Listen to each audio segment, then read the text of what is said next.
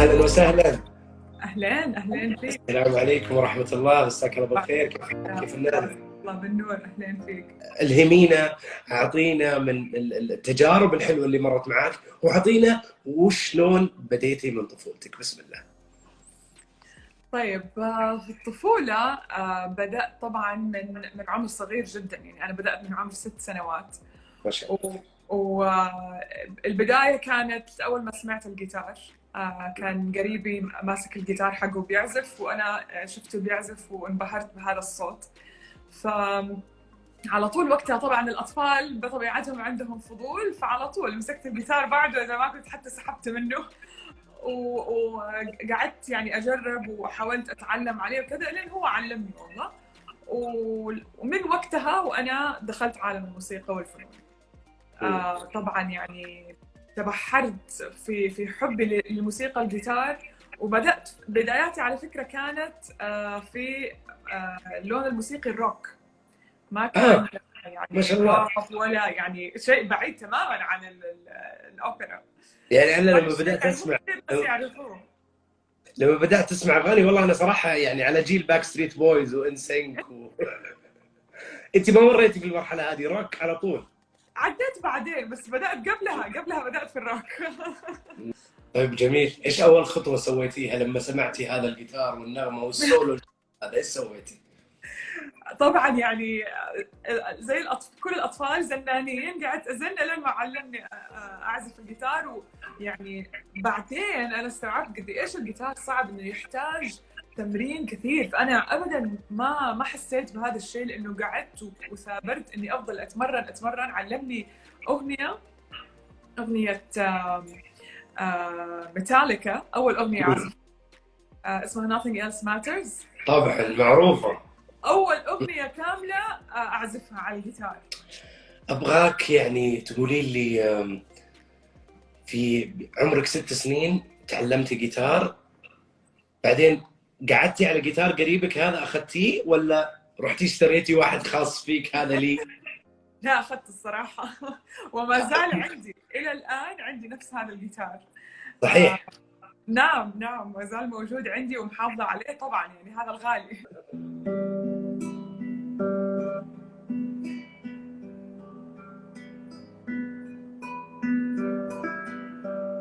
لو شلنا من حياة سوسن هذا العزف وهذا القريب اللي عرفني على الجيتار واللي حندخل فيه في العميق بعد شوية، سوسن حتكمل في شيء فني، في شيء جذبك فني وانت صغيرة غير المسار هذا؟ والله يعني أنا كمان من الصغر، من نفس العمر ما كان من قبلها بشوية، كنت أحب الرسم. وتبحرت كمان في موضوع الرسم، أخذت دورات رسم كثير في متحف الفنانة صفية الزقر. دورات رسم يعني من الصغر حتى يعني إلين دخلت قبل أدخل الجامعة وأنا في الثانوية. اللي هو مركز الأستاذة صفية بن زقر.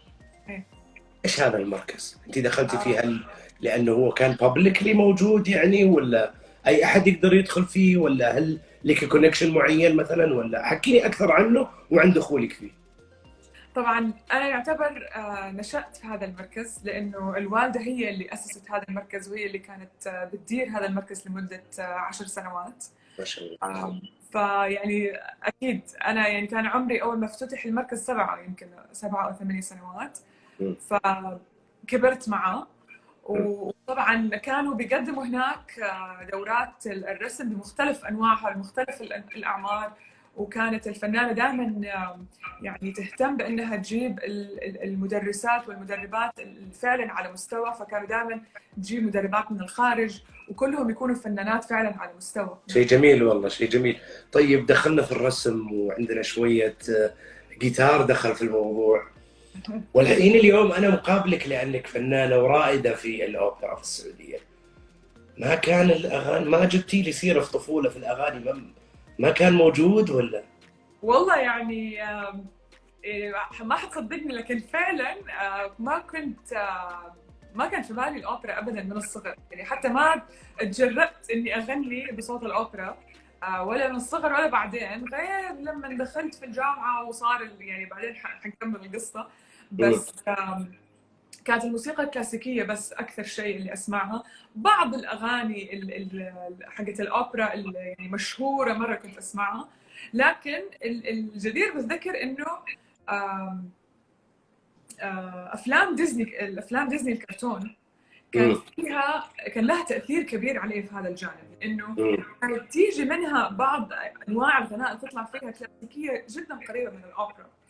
فجدا تأثرت فيه، وخاصة يعني دائما أنا كان الفيلم الكرتون الديزني المفضل لي هو سليبنج بيوتي. صادقة أنا أتذكر، حتى ما أتذكر اسم الكرتون، بس اللي فيه الأقزام السبعة أتذكر أغنيتهم وهم يمشون، هاي هو هاي هو هذه ما هي أوبرا. اللي أنت ذكرتيها أوبرا أبغى أسمعها الآن. أنا طماع، ما تقولي لي طرف سالفة وتمشين، لا أنا أبغى أسمعها الآن لو شوية منها، جزء بسيط جدا.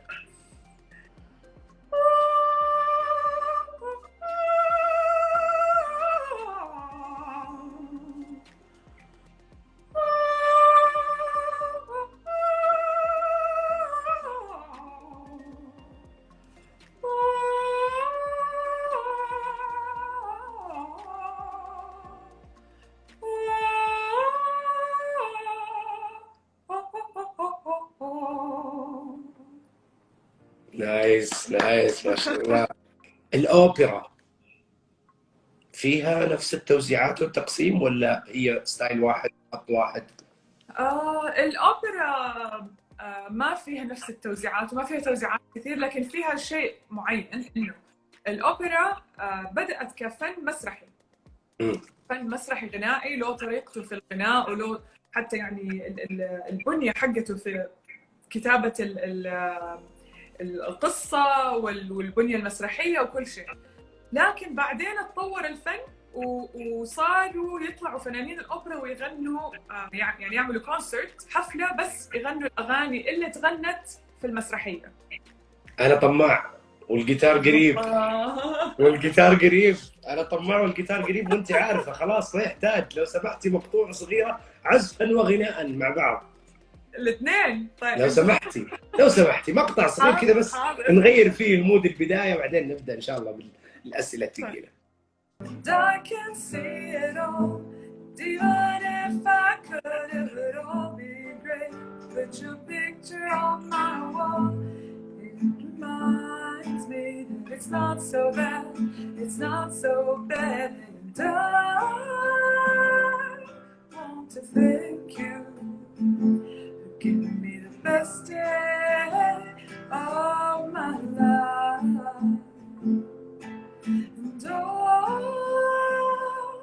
just to be with you, 'cause every day the best day of my life.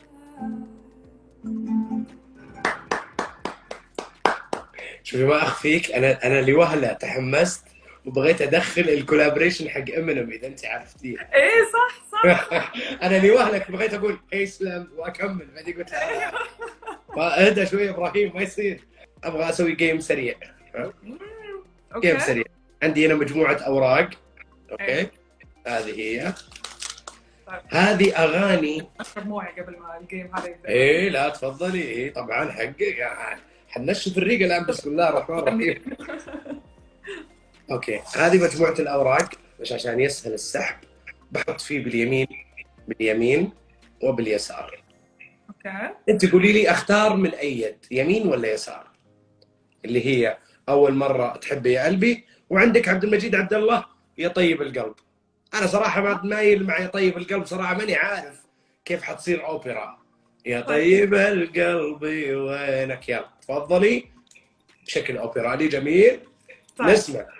يا طيب القلب وينك، حرام تهجر بغيرك، مشتاق لك يا حياتي، وعسى يردك حنينك، يا شوق عيني لعينك. تن تن تن تن. شكرا شكرا شكرا شكرا. مرحلة الدراسة الجامعية هل أكملتيها ولا؟ نعم أكملت دراسة البكالوريوس. وقتها درست تخصص إعلام وتسويق. ما شاء الله. من اي جامعه؟ الجامعة الأمريكية بالشارقة. كنت في ستودنت كونسل السعودي ولا لا؟ نعم كنت في السعودي كلتشرال كلوب طبعا.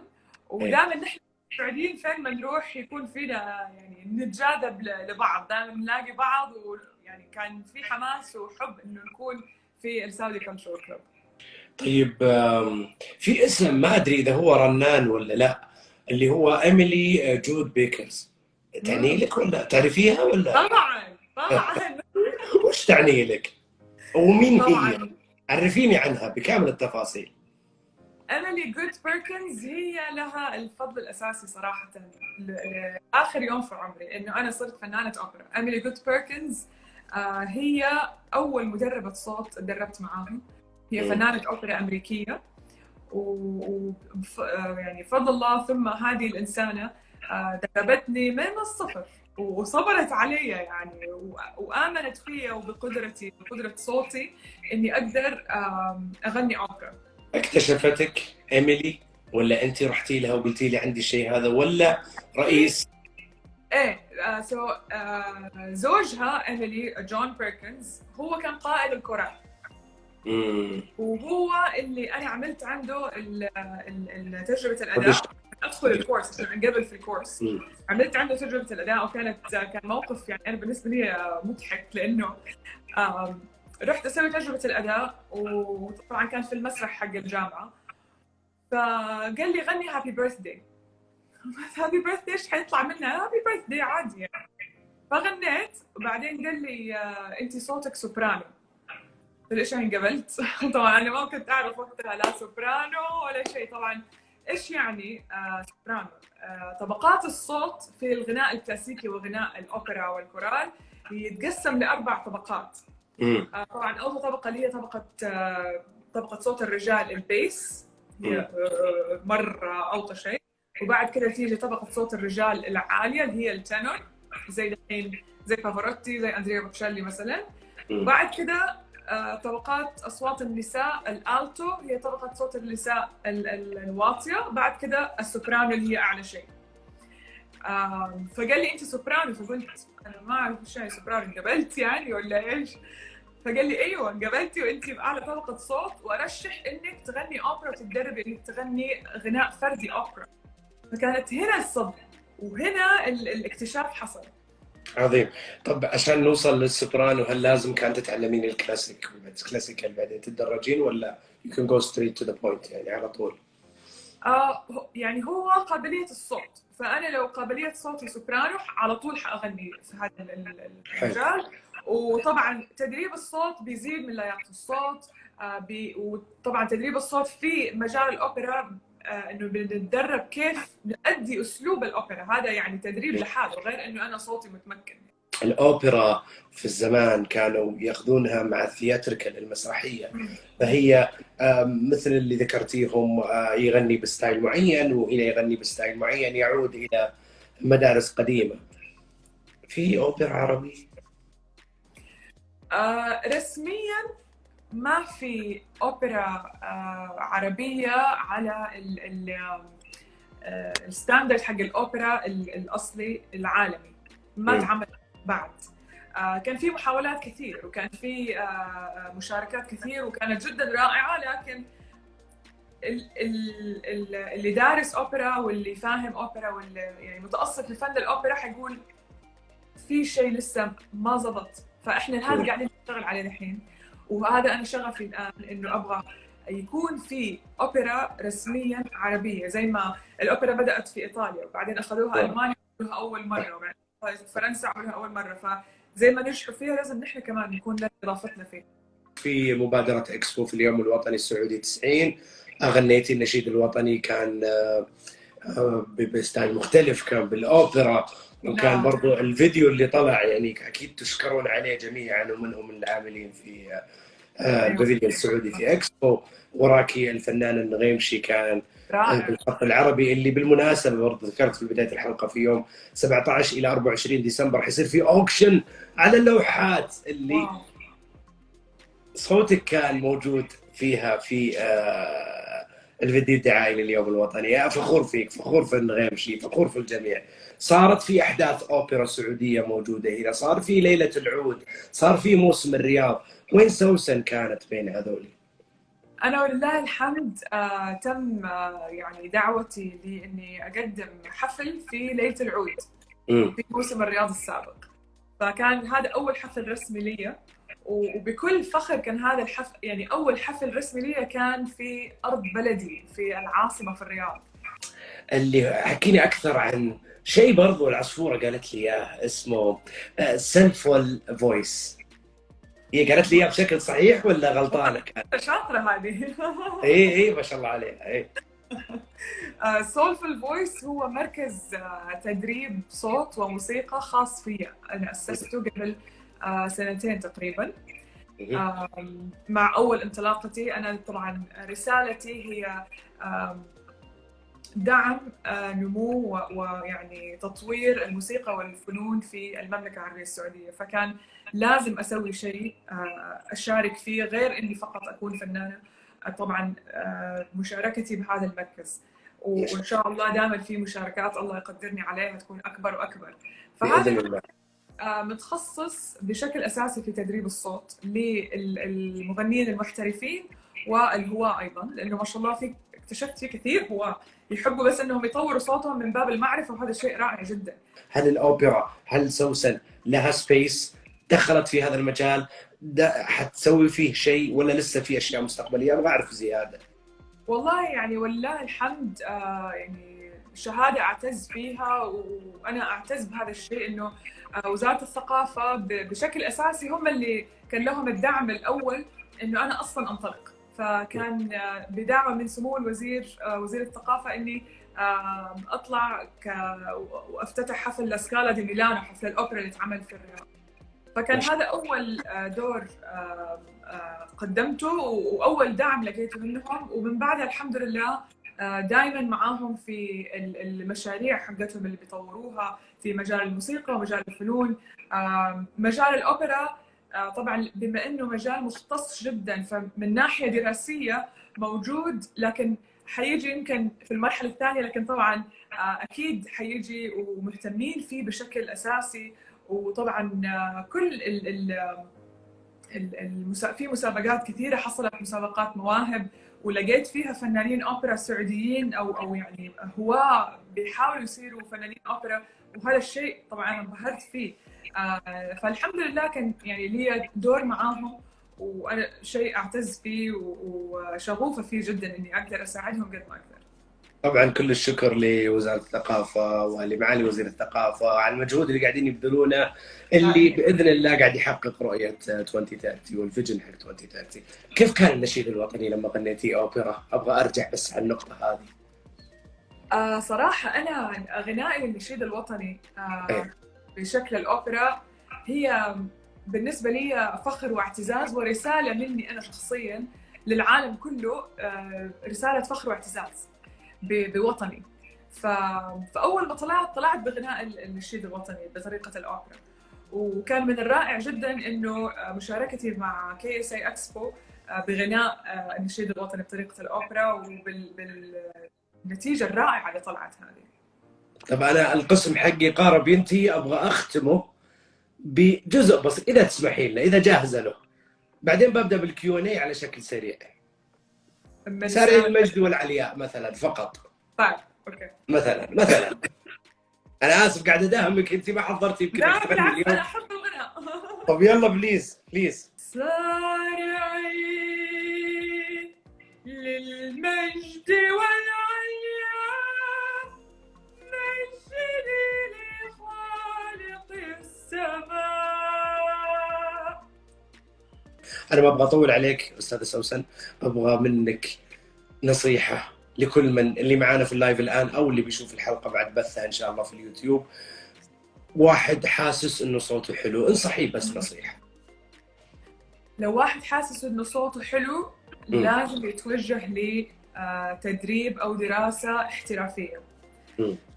وما يسمع من أحد غير شخص فاهم وعارف هو عن إيش بيتكلم، عشان كثير موجودين اللي يعني بيكسروا المجاديف خلينا نقول، فاسمعوا بس من الناس اللي فاهمين في الموضوع وهم اهل الاختصاص هذا، وتوجهوا للدراسه الاحترافيه، وما تتوجهوا لاي شيء يعني مشي حالك وكذا، لانه ما حيوصلك لشيء. شكرا جزيلا لك شكرا فنانة سوسن، شكرا لكل ما تقدمينه. اكسبو وفريق اكسبو اصوات من السعوديه يعطونك كل التحايا، كل التوفيق، نشوفك في محافل العالميه ان شاء الله، ونفتخر ونرفع الراس فيك.